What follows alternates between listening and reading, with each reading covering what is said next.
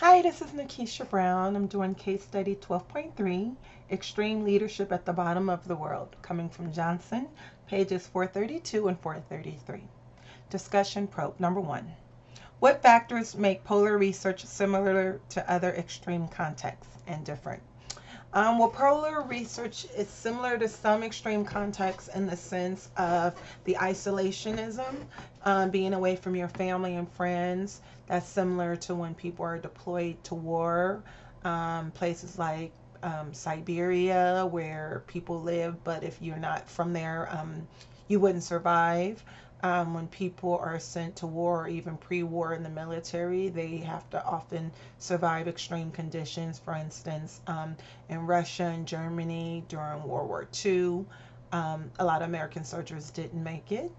Um, just like the extreme conditions of the Americas when Columbus and his team came over in the 1400s, the late 1400s, a lot of his men didn't make it down in South America because they weren't used to the climate and the conditions of the New World, just like some of the inhabitants here didn't make it because they weren't used to the diseases and infections that the colonizers had. Another extreme case that comes to my mind is the Donner Party, in which the people were going west in northern United States. I believe they were trying to come for the gold rush, if I remember correctly. However, they were not prepared for the extreme winter. I believe they got trapped or something along the way, or they went the wrong way on the mountain and lost a significant amount of their party because of starvation and from the winter climate that they were not used to. This reading also touches on and compares the polar work as similar to studying living out of space or on another planet somewhere else where we assume it's an extreme climate just based on the research that we have done thus far. It's different in the sense of there's no place like it. I mean, as I mentioned, Siberia, there's a lot of extreme cold places, North Pole, South Pole, Alaska. There are some places, but people live there where no one really lives here at the South Pole. There are a few people who live in Alaska, but there's a big chunk of Alaska where no one lives either. Um, how do the character traits of successful polar station leaders compare to those of leaders in other extreme settings? Well, how they compare is that you have to have strong leadership skills because you are in extreme weather conditions, extreme emotional and psychological conditions for your sojourners. People get homesick. People just don't survive the weather, the loneliness. Also, there's a lot of accidents. Helicopters and planes going down, drownings. Rescue missions are very difficult and often unsuccessful. And it takes a really strong leader in order to keep the troops, and I'm using troops metaphorically, to keep them grounded, to keep them still on their path, to keep them still motivated where they don't just want to give up. Also, in these extreme conditions, the leader has to especially be compassionate, trustworthy. His team or her team has to believe their word and know that they can trust him because their lives are at stake and the stake of the mission, the stake of whatever scientific or technological, chemical innovations that they're there to make to begin with. And you don't want your team to lose faith in you.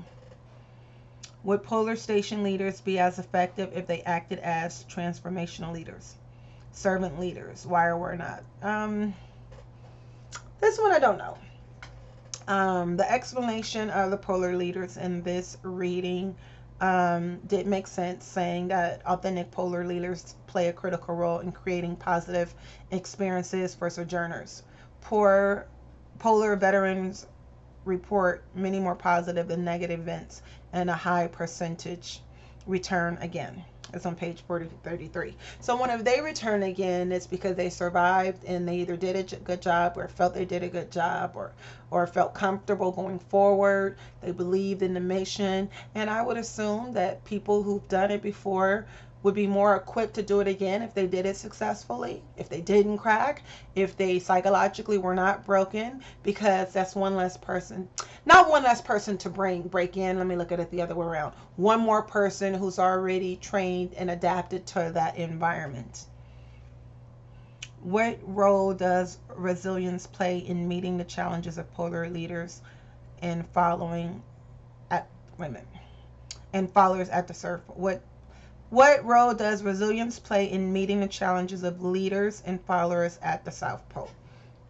Being resilient plays a big part. I have to kind of go back to the reading where it was talking about resilience. And I'm not going to hold you up while I do that. But I will say it plays a big role because there's a lot of challenges between the leaders, the polar leaders, and the sojourners. Again, their lives are on the line. There's depression. There's physiological things that happens, such as, what was it, frostbite, insomnia, something else I saw. Depression, irritability, withdrawal, and slow physical and cognitive function.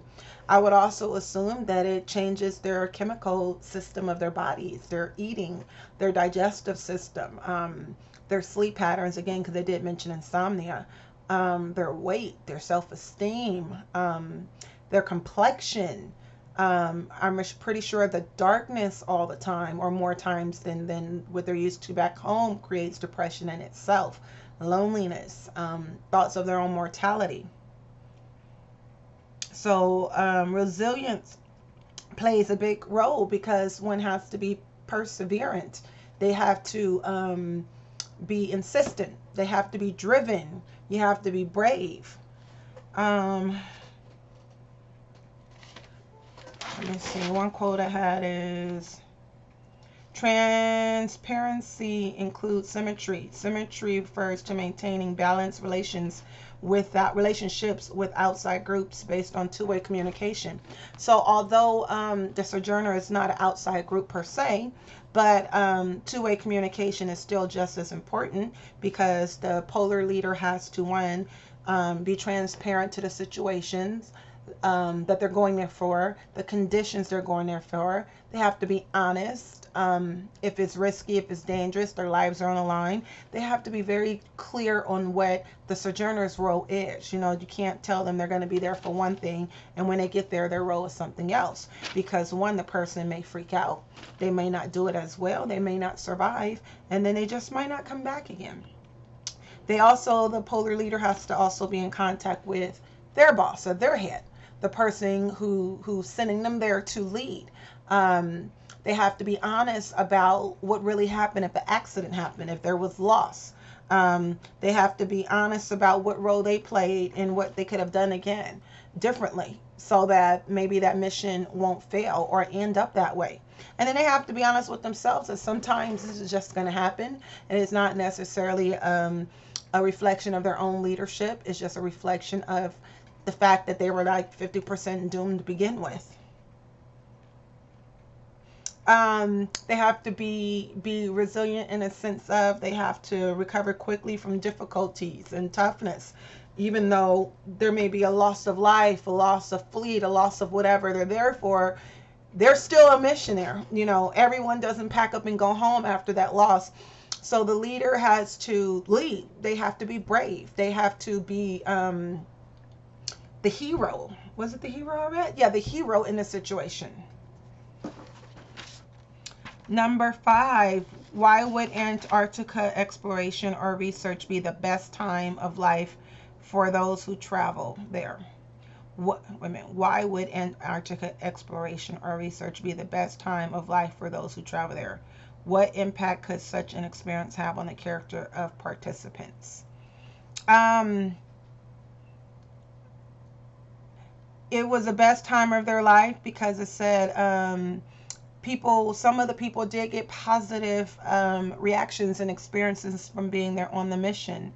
It stimulates reflection about the beauty, spiritual importance, the might of nature.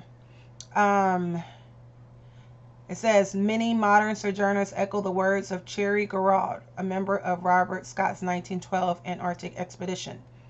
He did describe the expedition as the worst way to have the best time of your life. So I think the best time of their life is the experiences that they had there. Not so much the conditions around them, but one being a part of something bigger than themselves.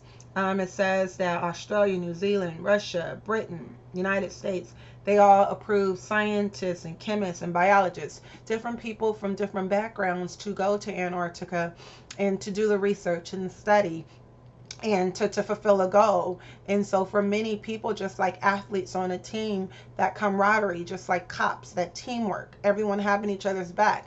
You not only have to have trust and faith in the leader, you have to have trust and faith in your teammate.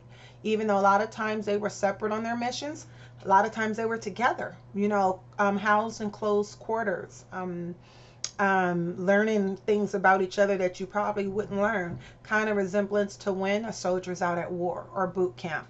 The trust, knowing someone has your back, knowing that you can put your life in their hands because you have no other choice. I can see someone saying it's the worst way to have the best time of their life because the conditions are so bad. And if you wake up and say, where am I going to have the best time of my life? You wouldn't choose to have it in somewhere that's already negative. You would choose, you go to Disneyland to have a Disney experience. You go to a grand place to have a grand experience. Although you can still have a grand experience out of a bad situation, it's kind of like levels. You have to work that much more hard to overcome it. Kind of like being in a relationship.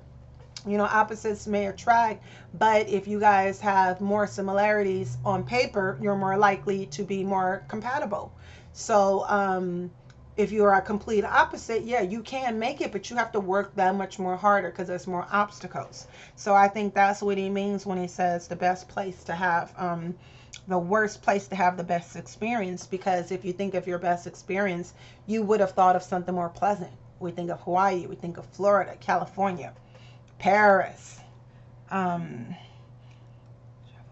What impact could such an experience have on the character of participants?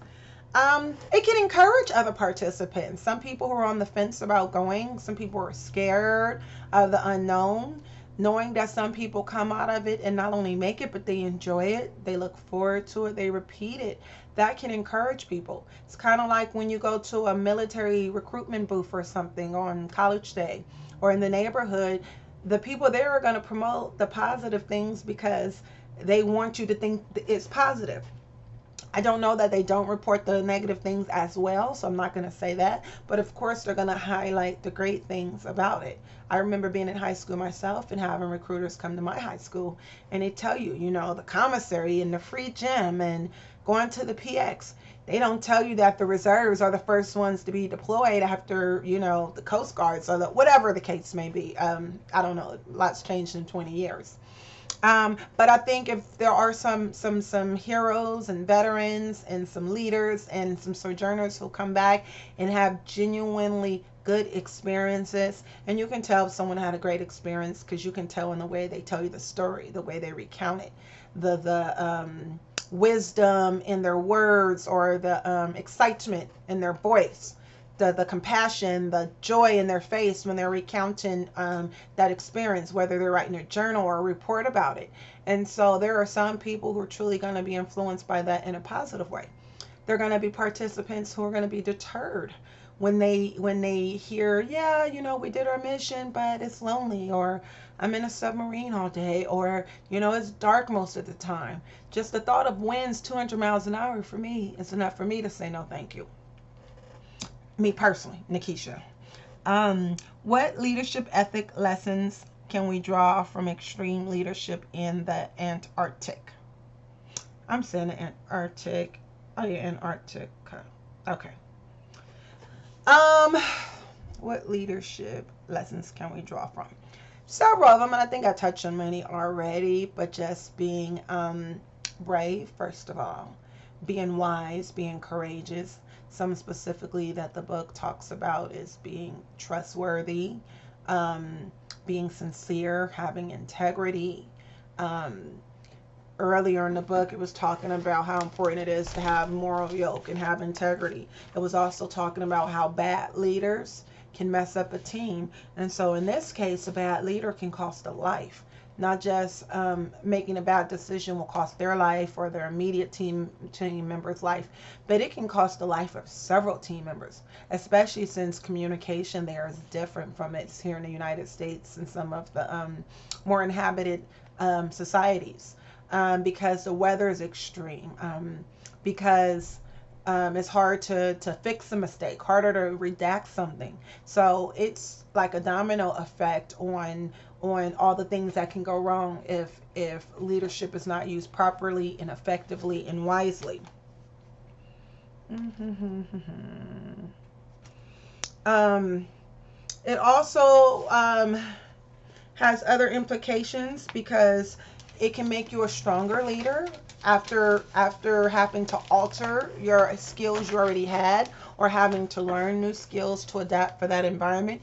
You could have been the best leader in the world when you were back home, but being in this new environment and these different set of circumstances may change you, may break you, may make you soften up, but it also may toughen you. It can make you tolerate more or tolerate less, depending on how you look at it, because after you've survived somewhere that's dark all the time, limited food or limited types of food, limited variety in food, coldness, isolation. After you survive that, you might be able to survive anything. So everything might rub off on you. Could be the opposite effect in a sense of you have no tolerance for any, excuse my language, BS, because you've seen it all, you've done it all.